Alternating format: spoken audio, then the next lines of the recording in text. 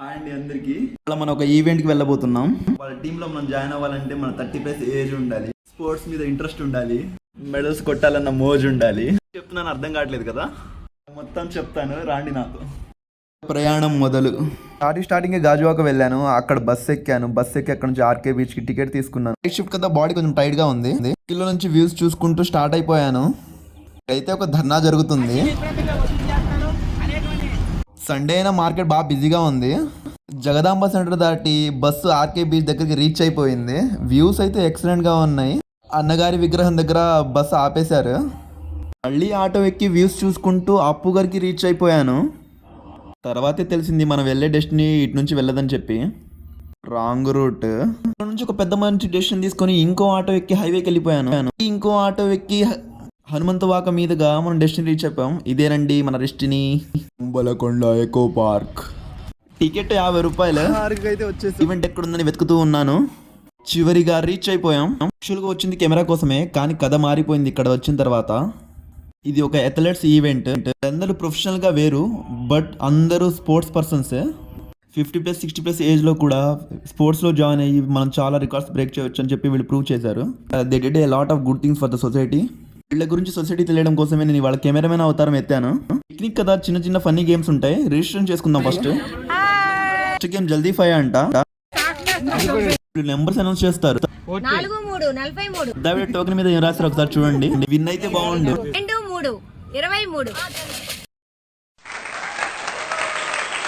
అనుకున్నట్టే అమ్మమ్మ గారు గెలిచారు.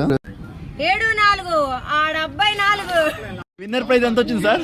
400 రూపాయలు వచ్చింది. 400 రూపాయలు అమ్మచ్చారు సార్. 400 రూపీస్ విన్ అయ్యారు.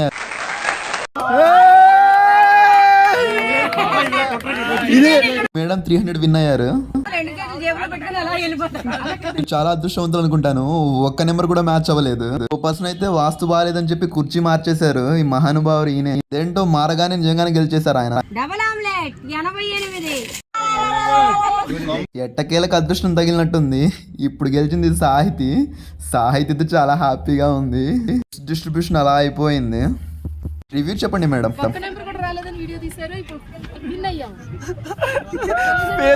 చూడండి. ఆట అంట స్టార్ట్ అయిపోయింది. కానీ ఇక్కడ అమ్మాయిలు ఆంటీలు ఆడటం పెద్ద విషయమే కాదు, కానీ అమ్మమ్మ గారు కూడా ఆడుతున్నారు. అది గొప్ప విషయం. గొప్ప విషయం ఏంటంటే మేడం లాస్ట్ దాకా ఉన్నారు. అందులో లాస్ట్ విన్ కూడా అయిపోయారు. మేడం అయితే తోపండి. Congrats madam. బాలాట అవ్వగానే చైరాట మొదలైంది. ఇక్కడ ఎవరి అదృష్టం ఎలా ఉందో చూడాలి. మన మగవాళ్ళందరూ ఓడిపోయారు. చివరిగా ఇద్దరే మిగిలారు. వాళ్ళిద్దరిలో అయితే షకీనా మేడం గారు కొట్టేశారు. ఫుడ్ సెషన్ అయితే స్టార్ట్ అయిపోయింది.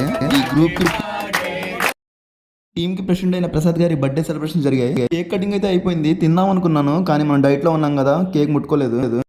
బర్త్డే సందర్భంగా మన రెడ్డి గారు ఒక సాంగ్ పాడారు, విని ఎంజాయ్ చేయండి.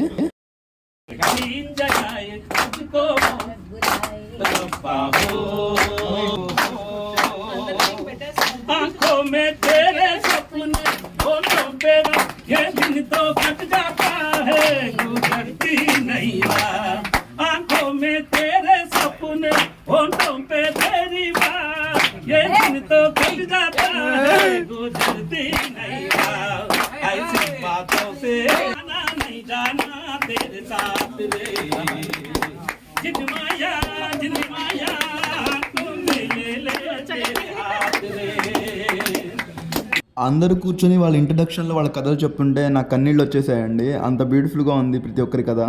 ఈయన PRL దొరా, SBI manager, present 25 gold medals కొట్టారు. ఈయన పేరు మర్చిపోయాను, బట్ ఈయన చాలా బ్లడ్ డొనేషన్ క్యాంప్ నడుపుతున్నాడు. 50+ రన్నింగ్ కేటగిరీలో 22 గోల్డ్ మెడల్స్ ఉన్నాయి ఈయనకి. వాలీబాల్ నేషనల్స్కి వెళ్ళాను, నేషనల్స్ ఆడాను, యూనివర్సిటీస్ ఆడాను, స్టేట్ క్యాప్టెన్ చేశాను. స్పోర్ట్స్ కోటాలో జాబ్ వచ్చింది, వాలీబాల్లో జాయిన్ అయ్యాను. ఇక్కడ చాలా మంది డిఫరెంట్ ప్రొఫెషనల్స్ వచ్చారు. కొంతమంది ఫార్మా ఎంప్లాయీస్, కొంతమంది రిటైర్డ్ టీచర్స్. వీళ్ళందరూ కూడా స్పోర్ట్స్ పర్సన్స్ కి హెల్ప్ చేయడం, చారిటీస్ కి హెల్ప్ చేయడం చేశారు. GST ఆఫీసర్, ఈయన 22 గోల్డ్ మెడల్స్ ఉన్నాయి. ఎక్స్ మిలిటరీ రెడ్డి గారు ఒక్కసారి కూడా సిల్వర్ మెడల్ రాలేదు, అన్ని గోల్డే. Venugopal garu organic food businessman along with 100 metres athlete. Housewife Padmavathi garu 50+ age కేటగిరీలో 100 మీటర్స్ రన్నింగ్ లో 18 గోల్డ్ మెడల్ కొట్టారు. Shekinah PD teacher. ఇప్పటికి నేను 18 మెడల్స్ గోల్డ్ మెడల్స్ గెలిచాను. గోల్డ్, నేను long jump, high jump, hurdles చేస్తాను. స్టీల్ ప్లాంట్ ఎంప్లాయ్ పులి గారు హెల్తీగా ఉండడం కోసం వచ్చారు. బట్ ఈయన చాలా స్పోర్ట్స్లో పాల్గొన్నారు. ఎన్ని వచ్చా కప్స్ అడుగుదాం. అన్న కూడా స్టీల్ ప్లాంట్ ఎంప్లాయ్. శ్రీలంక వెళ్ళవలసిన ఇంటర్నేషనల్ వెళ్ళలేకపోయారు. Weight lifting champion along with body builders coach also. నేను English teacher I'm government English teacher. Power lifting start చేశాను. అందులో ఛత్తీస్గఢ్లో నేషనల్స్ సిల్వర్ మెడల్, తర్వాత నేపాల్ ఇంటర్నేషనల్ పవర్ లిఫ్టింగ్లో గోల్డ్. ఆ పాప ఇంటర్నేషనల్ స్విమ్మర్. తను 32 వరల్డ్ రికార్డ్స్ ఉన్నాయి పాపవి. సాహితి ఈ అమ్మాయికి 32 వరల్డ్ రికార్డ్స్ ఉన్నాయి. ఆర్విఎన్ రాజు గారు ఎక్స్ ఆర్మీ స్పోర్ట్స్ కోటాలో ఫుడ్ ఎక్కువ పెడతారని చెప్పి ఆయన మక్కువ దాని మీద చూపించారు. తర్వాత దాని మీద కాన్సన్ట్రేషన్ పెంచుకొని స్పోర్ట్స్లో చాలా అచీవ్ చేశారు. ఆయన కంప్లీట్ ఫ్యామిలీ మ్యాన్. వీళ్ళ వైఫ్ కూడా స్పోర్ట్స్ పర్సన్. వాళ్ళ అచీవ్మెంట్ మొత్తం ఆయన మాటలో చెప్తారు, వినండి. 22 years హవల్దార్గా సర్వీస్ చేసి 99 కార్గిల్ వార్లోని నాకు రైట్ అయ్యి లాస్ అయ్యింది. నేను అబ్దుల్ కలాం గారుగా అవార్డు తీసుకున్నాను. మా మిస్సెస్ కూడా 2 నేషనల్స్ అండి, 3 నేషనల్స్ కబడ్డీ ప్లేయర్స్.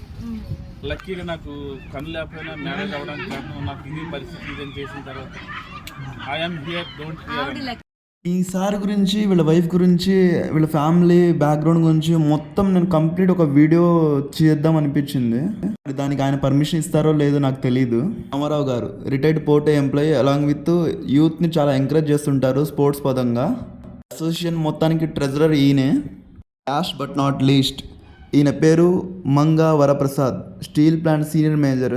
కంప్లీట్ ఈ అసోసియేషన్కి ప్రెసిడెంట్ ఈయనే కర్త కర్మ అన్నీ ఈయనే చూసుకుంటారు. యూత్ చేతిలో పెట్టాలని చెప్పి ఆయన తప్పుకొని ఆయన పదవిని వేరే వాళ్ళకి ఇచ్చారు.